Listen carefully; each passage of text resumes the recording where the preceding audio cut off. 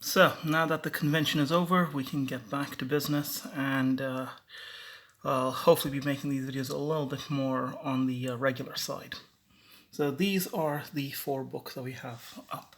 So first, let's get Invisible. Again, back in the 90s when I read this one, it was okay. And as a matter of fact, even now, years later, it's actually an okay book. The only problem is the lunch scene with the grandparents and the constant talk about I want soup, I need soup, I have to eat soup, blah blah blah. Apart from that scene, this book is definitely one of the better Goosebump books. It's also, like I said, holds up extremely well.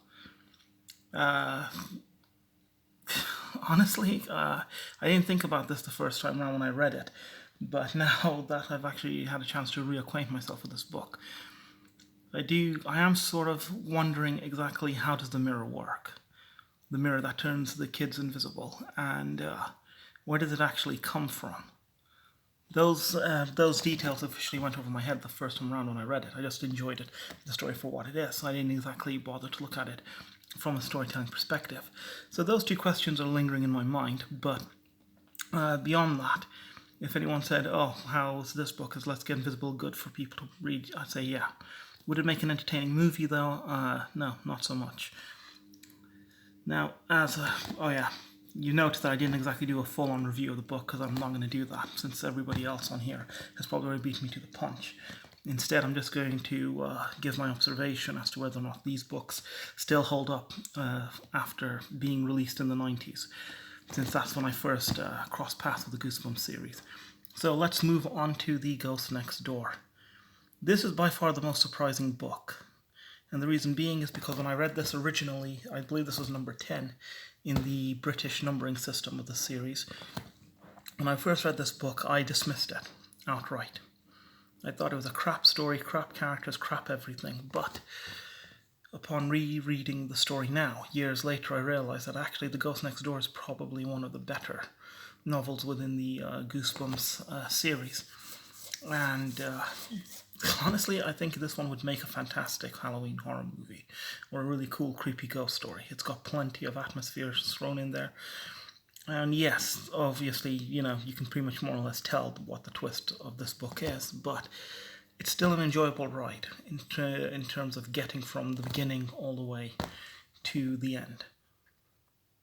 Not much else I can actually say about this, except, yes, definitely much better the second time round than it was the first time round.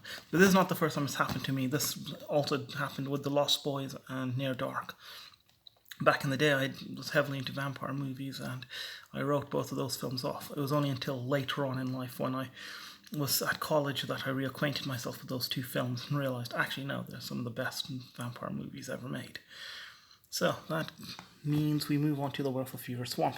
Now, if you are someone who's been checking out my videos for the past, I don't know, several months or whatever, you'll probably notice that about 2 years ago I did a check-in on this book, The Werewolf Fever Swamp, when I first started doing this series of videos revisiting the past. Well, my initial opinion of it back in the 90s was, yeah, it's crap. In my initial thing about 2 years ago was, it's crap. And even now, today, The Werewolf Fever Swamp is crap. It is a great title. The story has potential to be something bigger and better than it is. But overall, in terms of execution, the entertainment factor from beginning to middle and end, it just doesn't cut it. Especially when you're dealing with a werewolf now. But like I said, The Werewolf Fever Swamp is definitely a fantastic title, and actually the cover art promises you so much. And this is not just this cover art, even the original cover art promised you so much, and then the actual story itself delivers very little, which is similar to how you used to have the video nasties in the 1980s, which had really cool cover art on the video, a really cool name. You'd look at the back pictures and you'd read the back blurb and think to yourself, oh yeah, this is going to be a decent movie. You go back to the house and then you realize, well, actually, no, that was a crap movie that I just watched. That's an hour and a half of your life you're never going to get back. And if anyone says, well, do you recommend The Werewolf Fever Swamp? No, I don't, actually. You can really, really move on with your life without having to read this one. So now here we come to One Day at Horrorland. Again, this one was a title that I really wanted to read, and I finally got a chance to do that when I managed to rent it out of the library, because I didn't always have the money to buy the books. So some of the collection of Goosebumps I ended up reading, just borrowing from the library. This was one of them. And I was really excited about this one because it said One Day at Horrorland, and I was heavily into horror movies at the time, so you can imagine that this book actually held so much promise, and yet, once again, delivered so little. I think this one is the most disappointing one, because this is the one that I was looking forward to the most. And so this one actually hit really hard in just how fucking crap it is. One Day at Horrorland. Such a great title. And this cover is okay. Nothing compared to the original cover, obviously. But actually way better than the British cover, though, that we got over here, which is a goofy gargoyle in bubbles. Anyway. The one thing I will go on to say about the Horrorland books is that in this one, the Horrorland itself doesn't seem to be all that interesting, in that it isn't properly mapped out, or rather a fleshed out amusement park.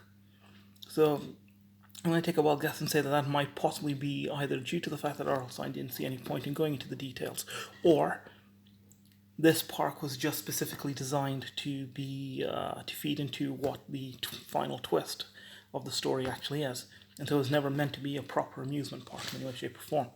This has been rectified. The Horrorland series, the Goosebumps Horrorland series, that was released in 2000, what was it, 8, 9, possibly 2010? Okay, I'll have to double check on that. And that Goosebumps Horrorland series finally addressed this. It actually turned it into a proper amusement park, with proper rides, proper this, proper that. Yes, there are little shades here and there of the werewolf petting zoo and stuff of that nature. But this book, although it could be classified as the one that kickstarts all the Horrorland stuff off, is not exactly a very good introduction to the series. As a matter of fact, you could probably just jump into the Horrorland series itself without having to read this book, because it doesn't really seem to add much to anything.